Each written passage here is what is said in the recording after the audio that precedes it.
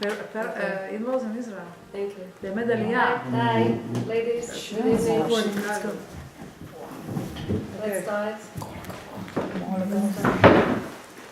Okay. What I wanted to speak about today is, well, we just passed Purim, Baruch Hashem. It is time to prepare for Pesach. It's on. And preparing for Pesach, it's a hard task. As we know, everybody has her own schedule, what she wants to do, where she wants to start, how she wants to finish. And Baruch Hashem, Leila Seder and the whole holiday is usually what we see with the family. So you're with your in-laws, sister-in-law, brother-in-law, kids gather, they see, they compare, they watch, and sometimes people can get into some kind of troubles in the family when, let's say, you go to be, you're invited to somebody's home, or people are invited to you. So you see that they made their kitchen new. They have a marble counter now. The cabinets are new. She got the host. She got, I don't know, a new piece of jewelry. They painted the house. They made new furniture, and this and that. And sometimes, it bothers us because we're humans, and people get jealous.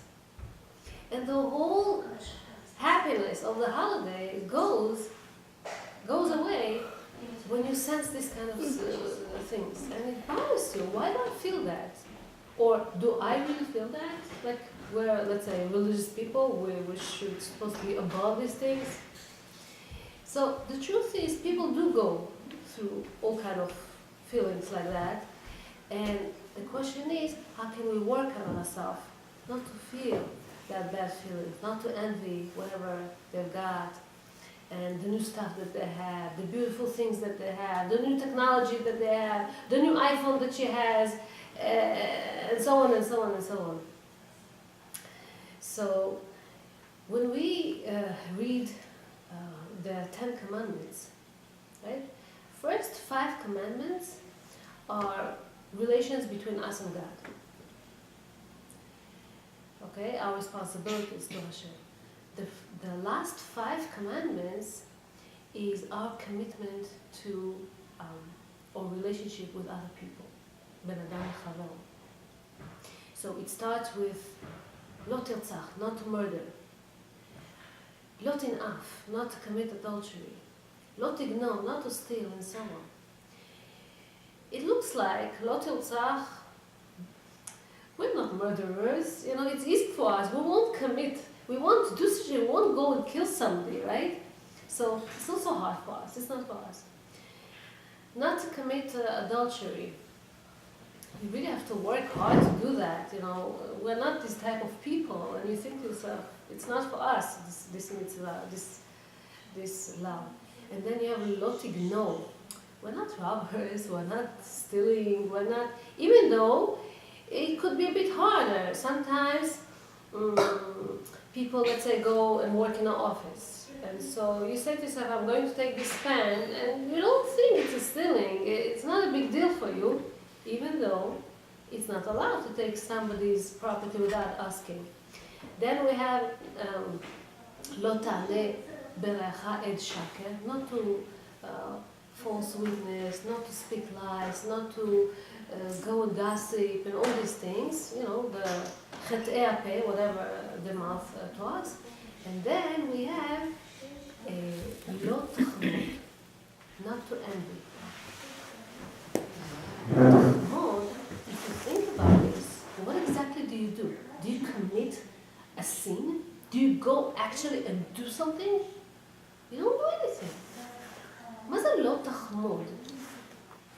You didn't go and kill, you didn't go and steal, you didn't commit adultery like before, you didn't go and spoke not nice or say wrong things or lies and stuff like that. What is lo tachmod exactly? It looks like it's very...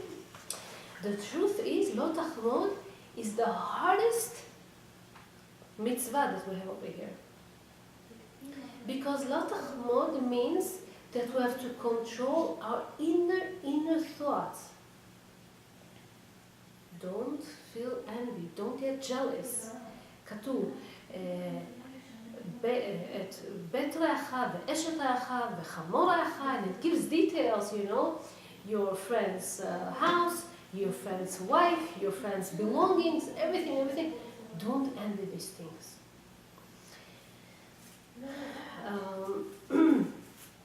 So the Torah tries to teach us what is the root of the evil of the human beings. Our thoughts, where it can exactly lead us. Some say that when we want to get things very badly, when we envy, we don't think it's bad, but when we envy things of others, it could be that because we compare and because we're bothered why we don't have so much like the other have, we could definitely lie for that, and we could steal for that, and we could, God forbid, commit adultery, and then we could even kill for that. If something gets into our mind and we cannot take it away and we must have it. Think about this.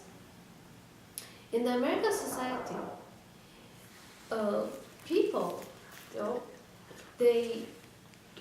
we have advertisements.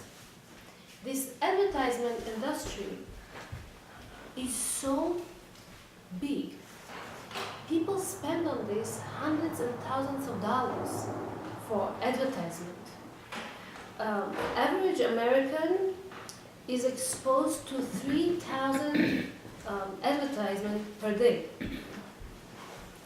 And if you think about this, 70 to 90% of all whatever is written in the newspapers is not so much news as advertisement. And what exactly this advertisement tries to tell us? You're missing something. Your friend has a nice marble, new tiles in their bathrooms.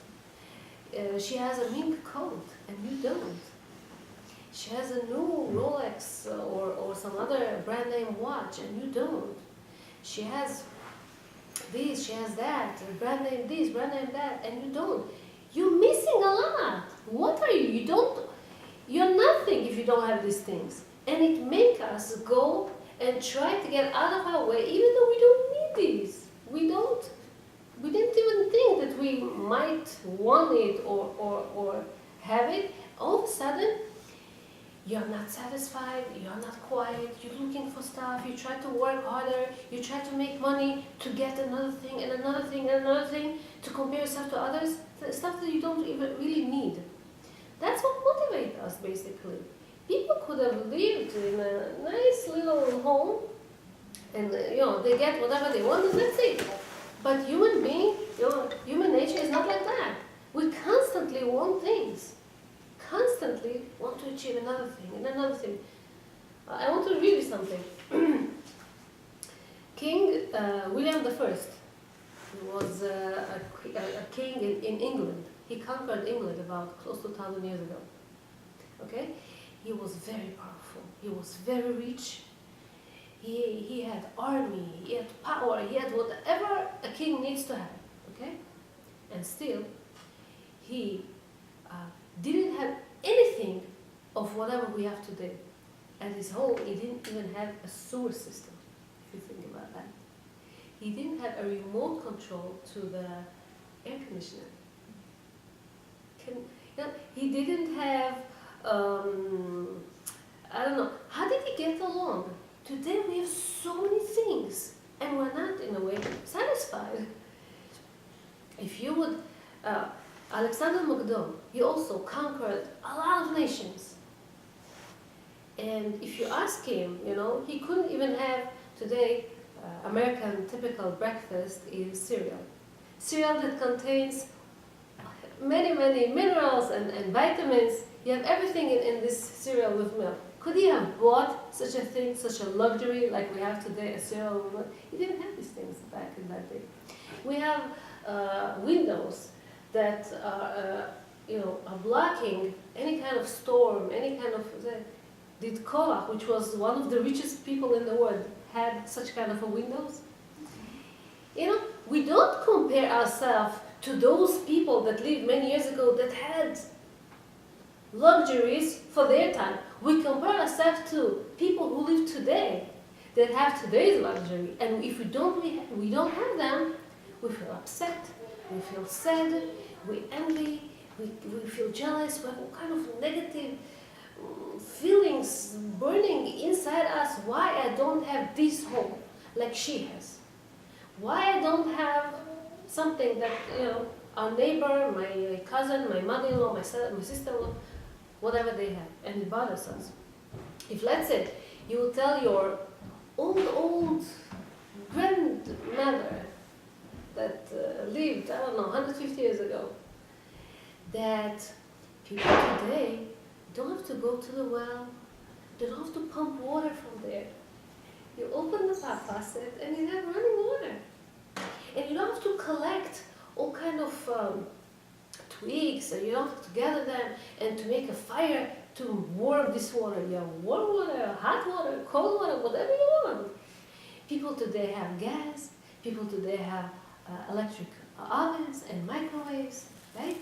People today have washing machines. You don't have to go to the river and spend the whole day on scrubbing and cleaning all this clothing and then carrying them back home and then hanging them and then wait for another day until they will, if it rains, if it's not. We have a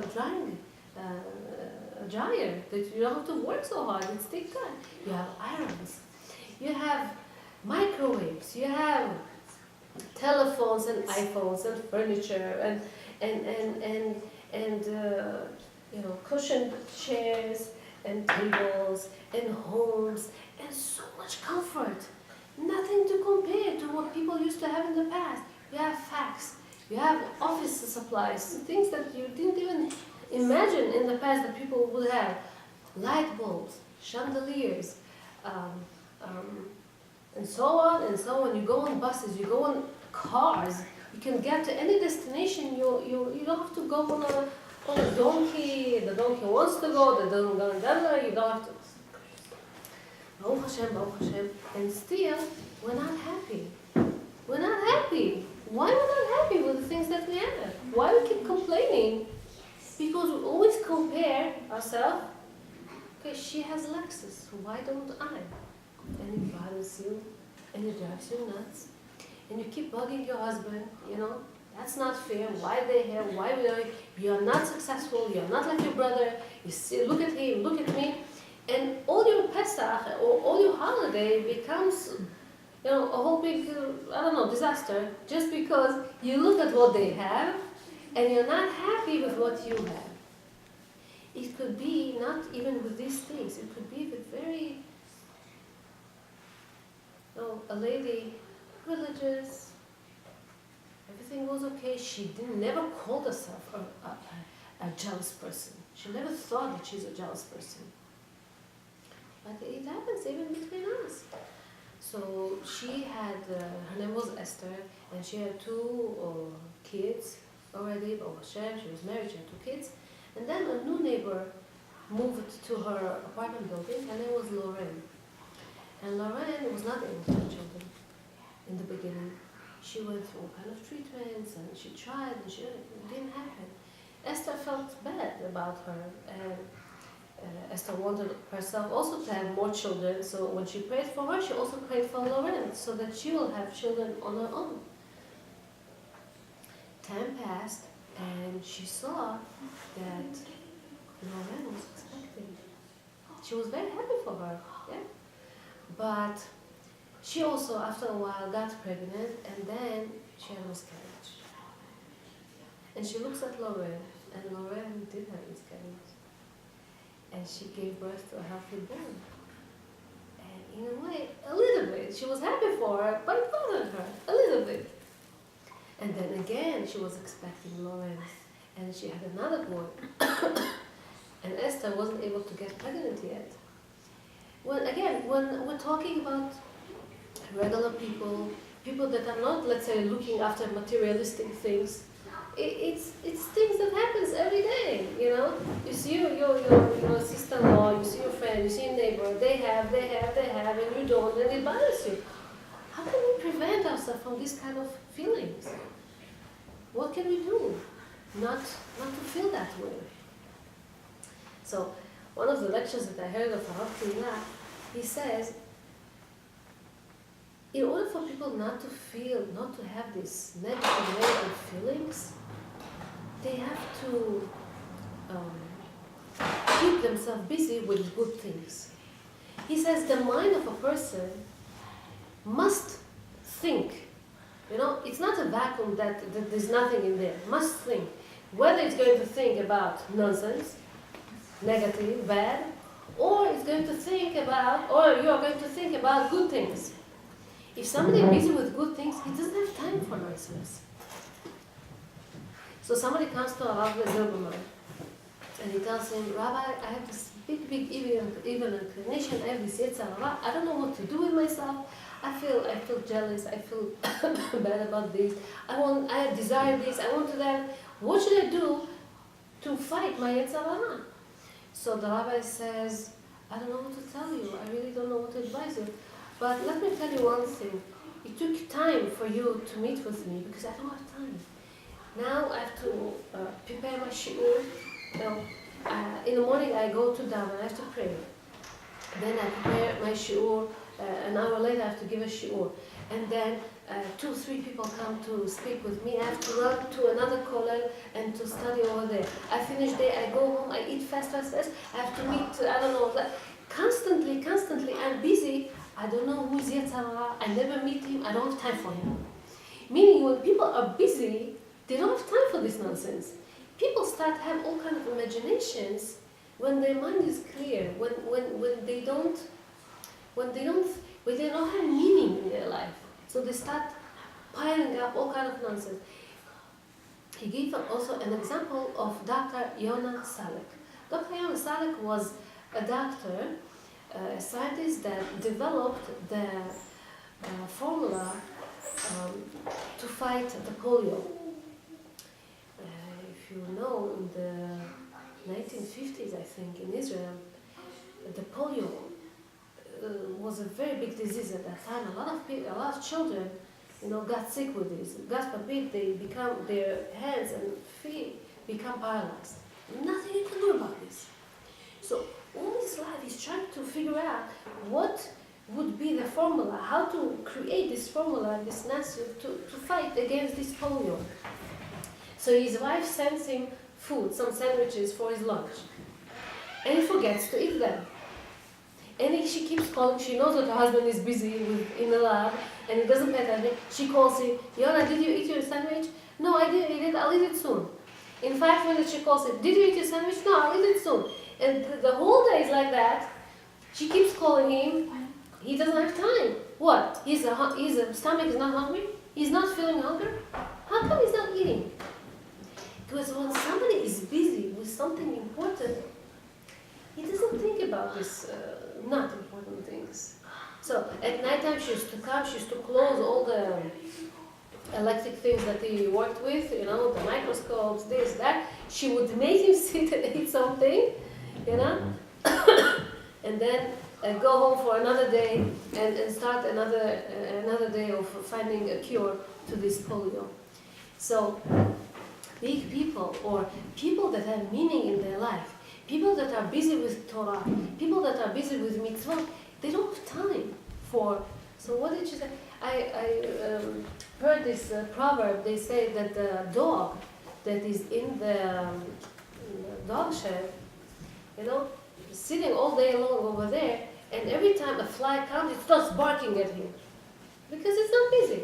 But when these dogs, he has an assignment, he goes with the owner to hunt, he runs and he runs and he runs. Even a fly will come and bother him, he doesn't bark on this fly anymore because he's busy. He doesn't care about these things because he has a mission, he has things to do. So when people are busy with good things, with mitzvot, you're doing something, you're doing a chesed, you're helping this, you're helping that, you don't care. When you're little kids, when they fight over something, Mom, she got a bigger portion of a bigger part of a cake, or she has a bigger plate, or she has that. She got a better toy. She got a better that. To you, it looks like nonsense. What are you fighting for? Why? Because you're busy with big things. They are not busy with big things, so they're fighting about this nonsense. But wait, because you're busy with big things, it looks to you, what are these nonsense? But in a way, we are the same. It also bothers us. Why she has a bigger home, why she has a nicer coat, why her husband is better than that, why her children are more, has qualities, good qualities, why they're more educated, why they go to better schools, why they have a bigger car, why this, why that. Oh, sorry. So, a poor person, he once commented that one gift ruined his life. He was a regular person, lived in a very simple home, had nothing basically, but he was happy, he was okay with himself. One day, one of his friends spoke mercy on him, and he bought him a new hat.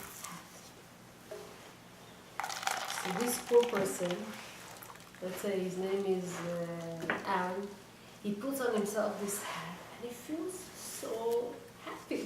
He had a new hat. But as he looks at himself in the mirror, he sees that he has a new hat, but his suit is so old and full of holes and wrinkles, and the material is already ripping off, and it doesn't go together. So he goes and takes his savings from the bank to buy himself a new suit. He buys himself a new suit, he puts it on, and he feels so good with himself. He has a new hat, he has a new suit. He looks at his feet and he sees his old shoes, and he says, it doesn't go together. So he goes and he takes some more money from his savings and he buys himself shoes. He looks at himself at the mirror and he's happy with what he sees. You see, slowly, he doesn't pay attention that he needs a new shirt, and he needs a new sock, and he needs a new glasses, and he needs a new this, and he needs a new that. So he spent all his money on these new things to make his appearance look nice and respecting and so on. He comes home. His home is old, his house looks like I don't know what. He wants to hang his new clothing. He has no place where to hang them. He never needed anything to hang clothing. So he says to himself, what should I do? The walls are full of mold and moist, and he's afraid to ruin his suit. So he decides he's going to go and buy paint, and he's going to paint his house. He paints one wall, and then he says, look at this, it doesn't go, I have to paint this one. He paints the kitchen, he needs to paint this, he has to buy. And then he needs a cabinet or a dresser or a place where to hang his clothing, right? So he goes and he buys a dresser, and then he needs this and then this and that. Basically, he starts taking loans from people because his money is finished, he doesn't have money for these things. And he needs furniture, and he needs a chair and tables, and he needs this. He basically has to work very hard now for that. He takes loans. He has to work to pay back the loans, right? He has that. He feels, because of all the stress that he started to go through and the effort that his body was not used to, he fell and became sick. He fell and became sick, and so he's not working, and there's no income. There's no income. He starts selling his furniture. He starts selling his table and chairs. He starts selling his cabinets and whatever he purchased. And then he had no choice, and he sold his house. And he has no place where to go. He sits in one of the benches in the synagogue, and he's sick, and he's tired, and he's this. And that was the end of him. When the Chevra Kadisha comes, he tells to the man that he's about to die. He tells him, one mistake I made in my life. I got a present. Never take gifts from people, he says. I got this one gift, this hat, starts all these troubles. I started to feel that I'm lacking something. I started to run after things. I ruined my life for it. That's basically what happens to us. We're never satisfied with one suit or with one dress. I was already with this dress. What will people think of me? You have to buy yourself another one and another one and another one. It's normal that people want to buy things. It's okay. But the question is, why do I buy it? So that my friend will be jealous of me? So that, or because I really need it, because the other one got short or got dirty or got, I don't know exactly what, or I cannot wear it anymore, or, think about this, think yourself, why today in this generation where we have abundance of things, it's too much. Every year when you clean for Pesach, what happens? You throw another clothing and another piece of this, and you don't need it. Piles of garbage we throw. Why do we buy those things so much during the year? Just because we had to go for shopping? Just because we had to spend time? We were not busy during the year? What was the reason that we bought all these things? So, a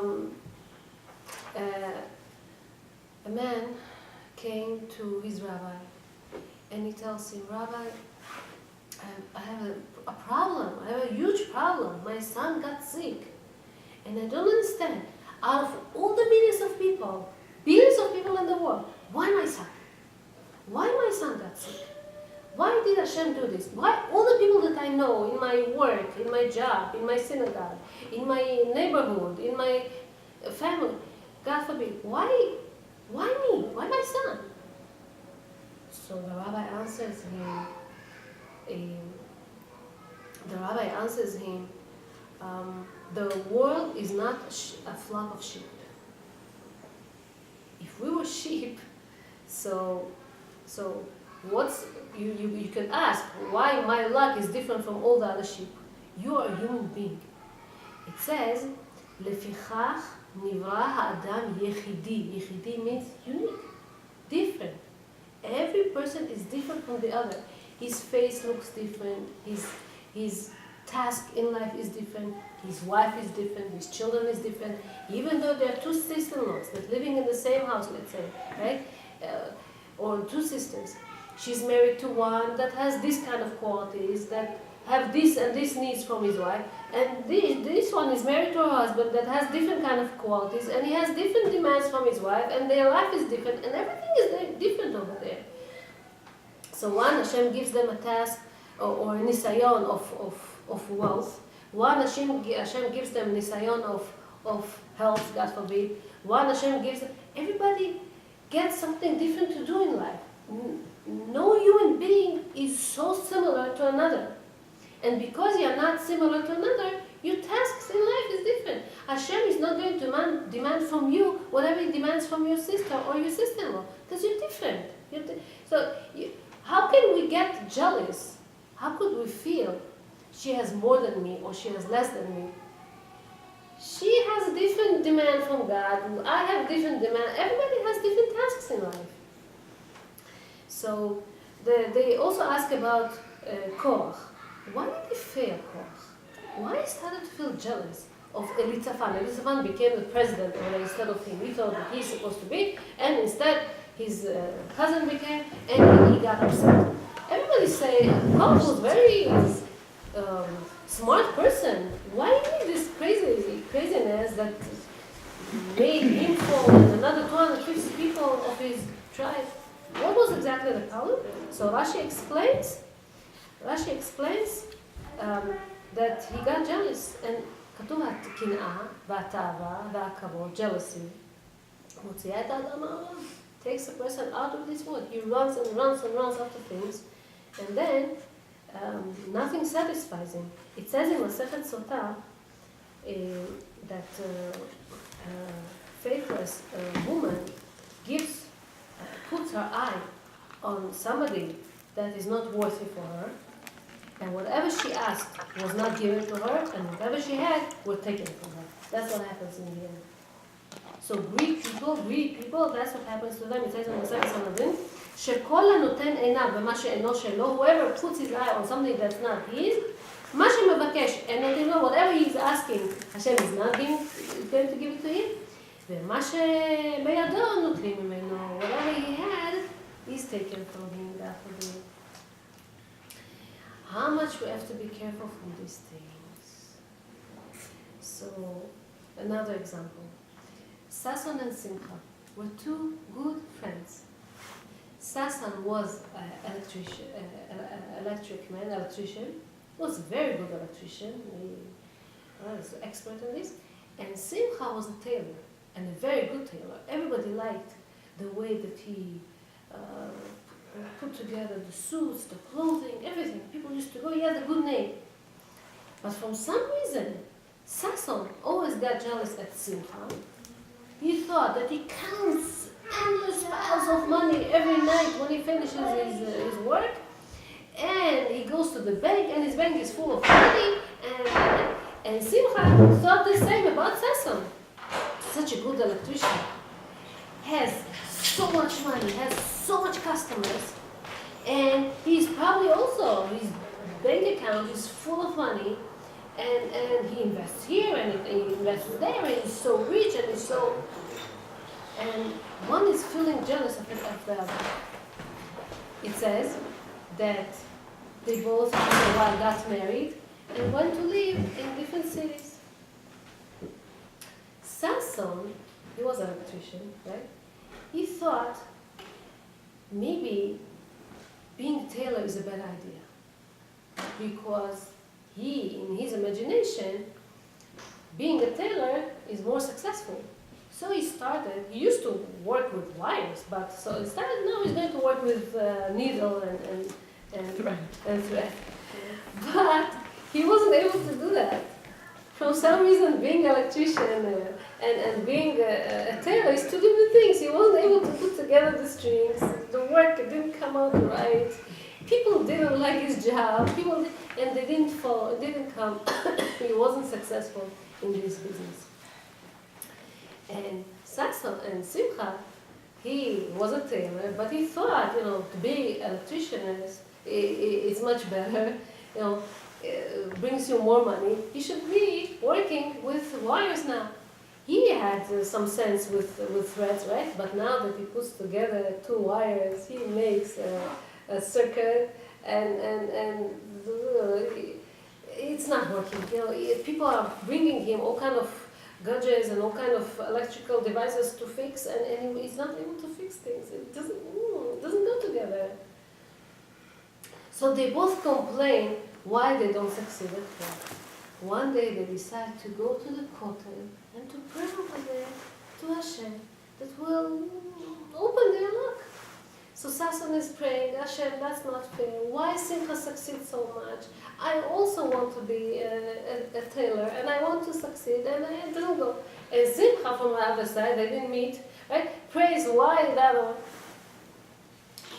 At some point later, when they come out from the kotel, they meet each other. And they were friends many years ago. So they hug each other, and how are you, and how are you, and what do you do? Don't ask, I don't succeed. No, I decided to be this, but it doesn't go to me, I don't succeed. And the other one said the same way, I don't succeed. And they keep complaining, and they say, life is so hard, life is so hard.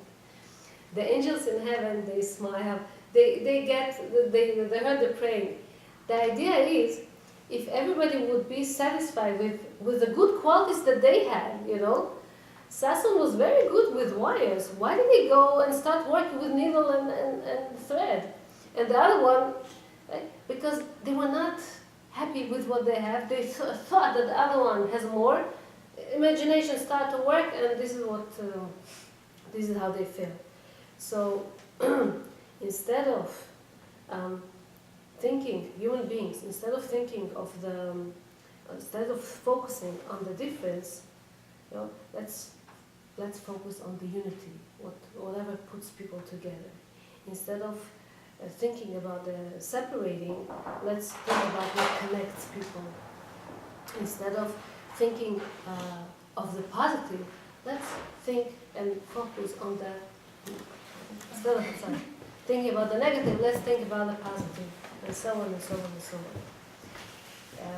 There was this mashgiach in one of the yeshivot that he says that the guys used to come and talk to him about all the problems and stuff. And this, let's say, Avi comes to talk to him about himself. He says that he feels very bad about himself, he's not succeeding. I don't know, he doesn't have, but from the other side, he sees another man over there, his name is Baruch, and he succeeds, he's good, he's talented, it looks to him like he has good, he connects to people, they laugh together, he has good sense of humor, and he says that maybe if he would have some of his qualities, he would succeed. The Mashgiach asked, because the other day, Baruch was by him and told him the same, that he doesn't think that he succeeds so much, but his friend, right? He has good self-confidence, he has healthy character, he's good with people, he succeeds, he has, and so on and so on and so on. Again, the Rosh, in his book, Orchot Chaim, says, the nature of people is to reveal the bad and to cover the good. Instead of focusing on the good that you have, and we have a lot of good, we're focusing on one bad thing that we have, and we make it a big thing, and we make a whole big thing from this. So, therefore, we have to focus on the positive. We have to be happy. We have to thank Hashem that, let's say your daughter, the teenager, she complains about washing dishes, but this is a proof that you have food and there's somebody that eats in your house.